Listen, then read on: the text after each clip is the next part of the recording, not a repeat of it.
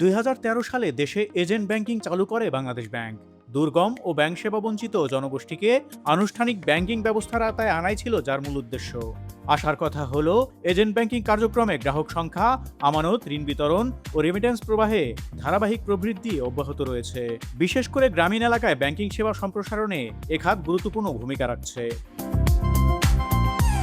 বাংলাদেশ ব্যাংকের এক প্রতিবেদন থেকে জানা গেছে, চলতি বছরের মার্চ শেষে এজেন্ট ব্যাংকিং এর আওতায় হিসাব সংখ্যা বেড়ে দাঁড়িয়েছে 2,64,90,799টিতে। একই সময়ে এজেন্ট ব্যাংকিং এর মাধ্যমে জমা হওয়া আমানতের পরিমাণ বেড়ে দাঁড়িয়েছে 50,907,31,00,000 টাকা। পাশাপাশি ঋণ বিতরণ 37,751,86,70,000 টাকায় পৌঁছেছে। প্রতিবেদন অনুযায়ী মার্চ শেষে দেশে এজেন্ট ব্যাংকিং কার্যক্রম পরিচালনা করছে 30টি ব্যাংক।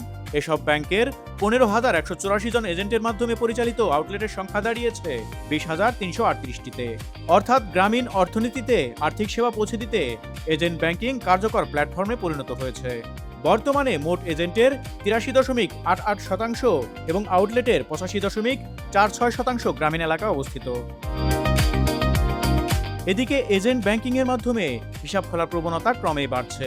গত ডিসেম্বর প্রান্তিকের তুলনায় হিসাব সংখ্যা বেড়েছে 2.55%।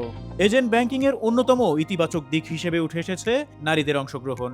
মোট হিসাবের প্রায় অর্ধেকই এখন নারীদের নামে। বাংলাদেশ ব্যাংক বলছে, নারীদের আর্থিক অন্তর্ভুক্তি এবং অর্থনৈতিক কর্মকাণ্ডে অংশগ্রহণ বৃদ্ধিতে এজেন্ট ব্যাংকিং কার্যকর ভূমিকা রাখছে।